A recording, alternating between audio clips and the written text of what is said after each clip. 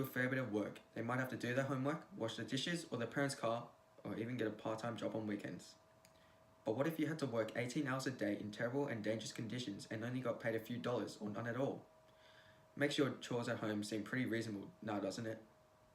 In India, the government is investigating a racket where kids are forced to work in the mica mines. There was a marked 45% reduction in child labour between 2004 to 2005 and in 2009 to 2010 in India. The scandal has thrown the spotlight on what is called child labour. In India, it is very rare, but overseas it can be a big problem. But what is the difference between child labour and just getting a job? The United Nations has set up something called the International Convention on the Rights of Child. It's a set of rules to protect kids. It allows children to get light pay as long as it doesn't interfere with school at all.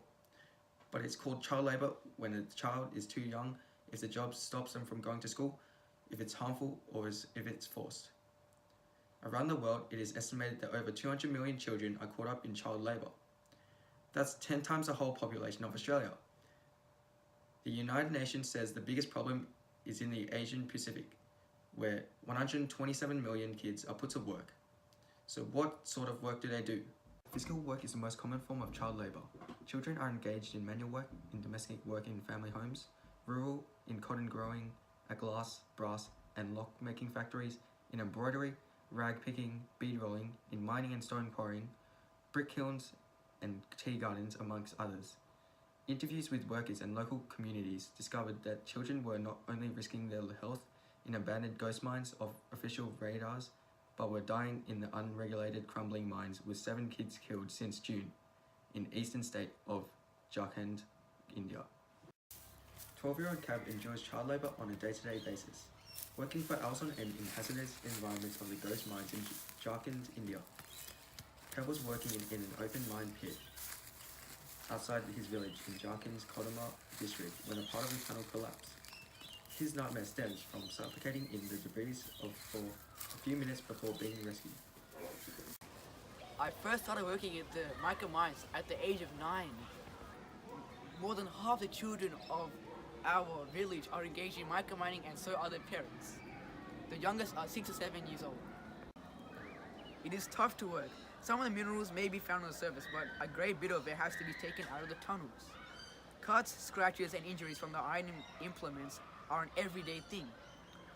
Over the few years I've worked, and I've seen many injuries and deaths over the past couple of years. If the insides of the tunnels collapse, it can cause a death. That's how some of the children have died in this area.